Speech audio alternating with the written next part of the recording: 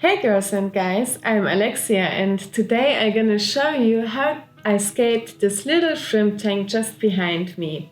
So stay tuned.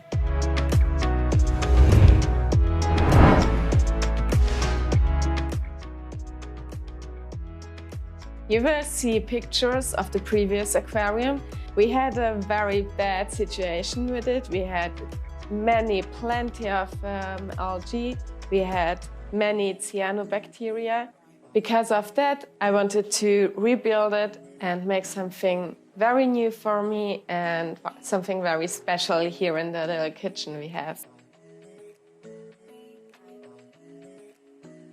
I made a little picture of what I want to do. We will use dragon stones because we had some here at home. We will use the plants we had before. First of all, I'm gonna use this Dennerle Mix Professional 9-in-1 Nutrition.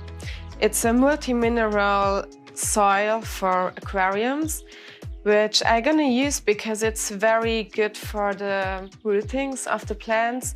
On the top of this Dennerle Mix, I'm gonna use some other Amazonia soil. I was planning to do later not fish but shrimp in the aquarium. You need to keep in mind if you're using a nutrition formula like this, you need to take another soil above it around 4 to 5 centimeters. So the very strong nutritions which are in this formula won't go up so easily and it will stay down for the roots. I will only put this there where I will gonna have a lot of soil above it and more plants, more really fast-growing, good rooting plants like cryptos or the stem plants. I advise you to keep some little space where you can put in soil. I will show you now how I usually do it. I just decided where I want to do this formula because I wasn't sure about it. And now I make some space, put it in the bag because nobody is watching over there.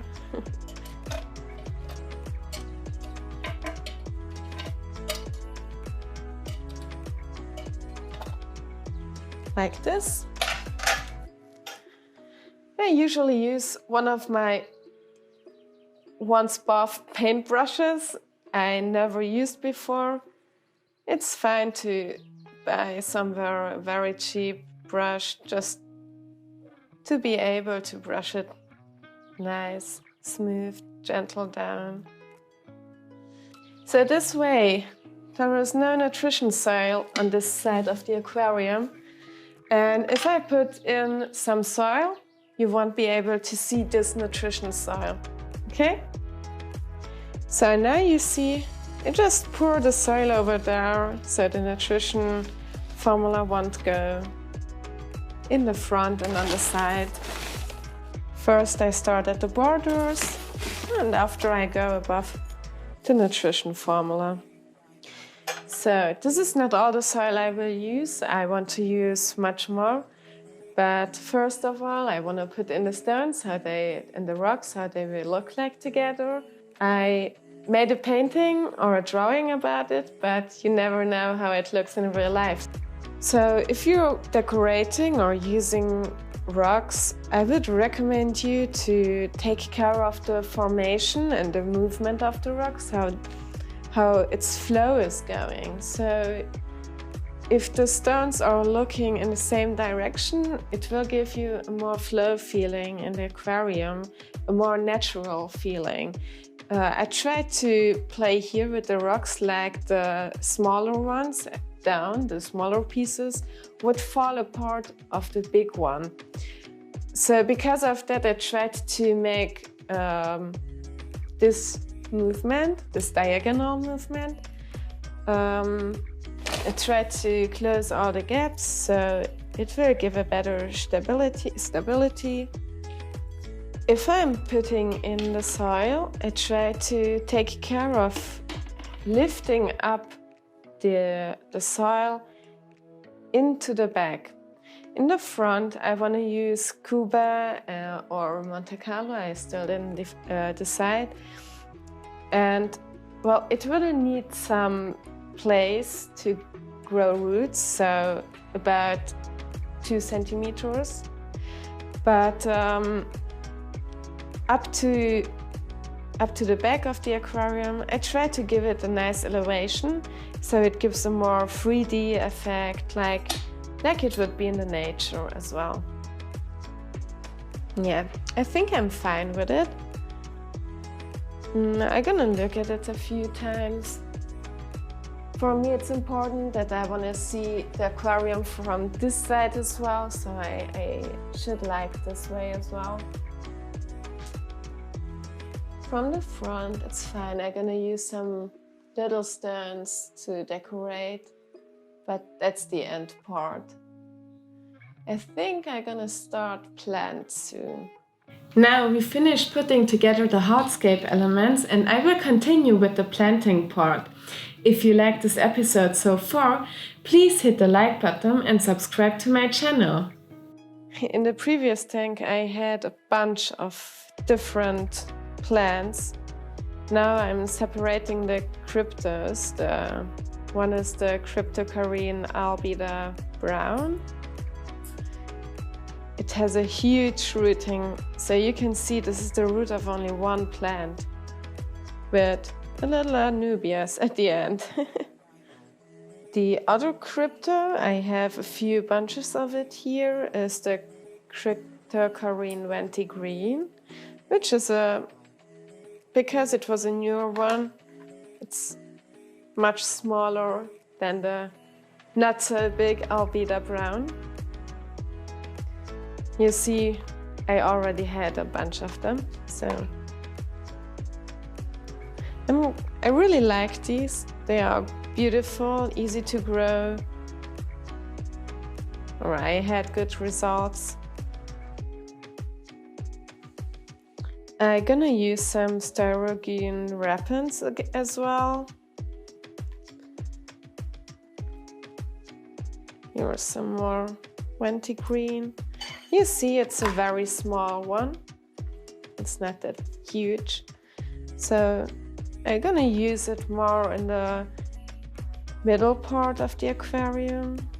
At the end, if I finished preparing these plants, I will show up and write you down in the description all the plants I used here, which we just had here. Before actually starting the planting, make sure to water the soil. This way it will be easier to plant in the plants, and in addition the plants won't dry out.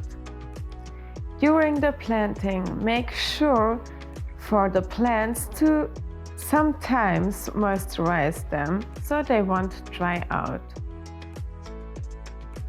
I will look at the tank most often from the kitchen, which is on the left side. I will plant in the growing of the plants from the left to the right.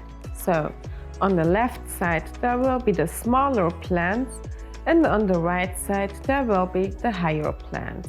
First I started with the Dennerle lotus, which I really like. I hope it will stay alive now.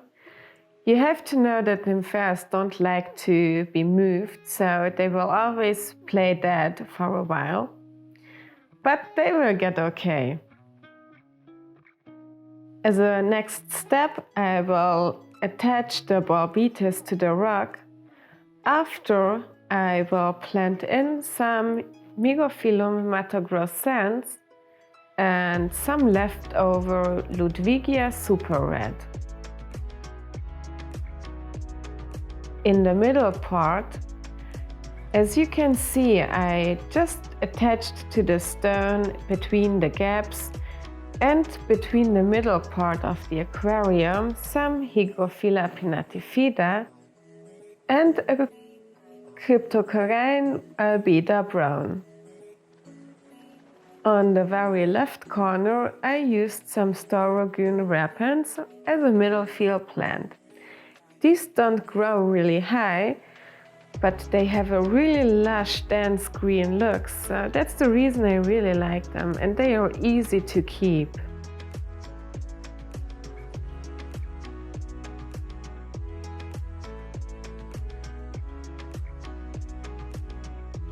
You have to know when planting in Hygrophila pinnatifida, you can just push them between two gaps as epiphyte plants, but you can as well let them grow in the soil with real roots, not attached to anything. So I really like to use them in my tanks, and they are kinda easy growing plants. If you're using cryptocoryne as here, make sure not to move them away because their root system will grow all over your aquarium soil. And if you want to remove them, you won't have any chance for it because the whole aquarium will just come out. On the foreground, I will use some Marsilia hirsuta, some cryptocoryne parula, on the left corner, just before the rock. This is a more shadowy part where I wanted to use a little bit higher growing foreground plants. On the right side, I will plant in some Monte Carlo, and going from the right to the left, I will use smaller plants, and to the Monte Carlo, another plant which looks quite similar but is smaller is the Cuba. At least I will attach mosses and epiphyte plants to the stones. Don't use too many glue because most of the glues will just ruin the root system and the stems of the little and fine plant structures. So use just a little drop and push them gently on the rocks. Make sure to moisturize them because they can easily dry out. Mosses can grow very good on shadowy parts, but on highlighted parts as well. This way the color may be a little bit different. On shadowy parts a little bit darker, and on highlighted stone ends a little bit lighter. So I really like to mix it up so it gets more colorful. I will use many mosses now because this will be at least a shrimp tank, and I want to make sure that shrimp will feel good, and they really like to clean up between the mosses. On the bigger rock on the right side, I will use bigger growing plants as well.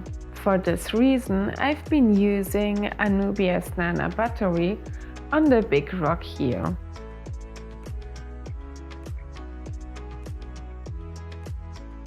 These are epiphyte plants, which means that their root system is attached to stones and roots. It shouldn't be pushed into the soil because this way they will just rot away.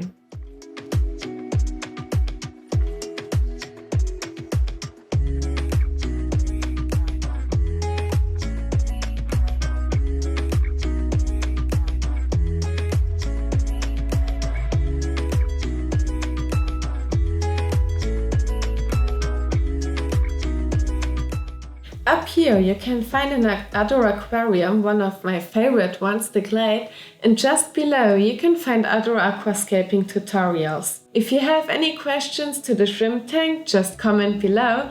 Don't forget to subscribe to my channel not to miss any future videos, and I hope to see you soon again, guys. Bye!